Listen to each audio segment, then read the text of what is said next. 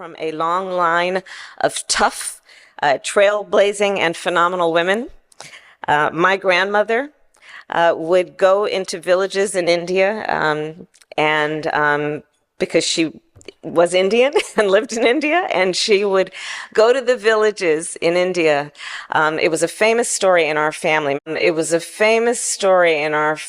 My grandfather would say she was going to be the end of his career, but my grandmother would go into the villages with a bullhorn, talking with the women about the need to have access to reproductive health care. Oh, this woman and her famous stories in her family. She's just like Joe Biden, where she's got to make whatever's happening somehow relate to her own personal situation. So much pandering. This reminds me so much of her Kwanzaa story she told to try to also get people to think she was somehow connected to it, even though she was born only 2 years before Kwanzaa was created. Somehow that was a big family tradition as well. Remember this? Kwanzaa was always a special time. We came together with generations of friends and family and neighbors.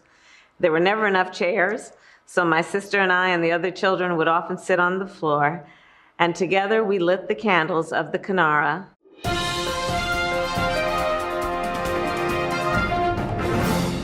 Into the problem chronologically, as you say, because this faith was put into place in 1966, 2 years after she was born. So the way she frames it doesn't quite add up.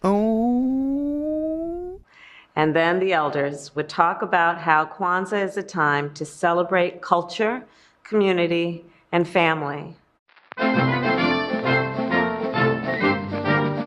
And they, of course, taught us about the 7 principles. My favorite principle was always the second, Kujichagulia, self-determination. She runs into a problem of residency. She spent many years of her childhood growing up in Canada, where this was not really a thing. The power to design your own life and determine your own future. And she runs into the problem of heritage. Her father is Jamaican, African descent, but Jamaican from the Caribbean. Her mother is a Tamil Indian. I highly doubt that they were celebrating Kwanzaa around that fireplace. So I think, people know it, but she's doing it, and here we are. How do you live with yourself? It's not easy. Hey guys, Ovation Eddie here. Just a quick reminder to subscribe to this channel.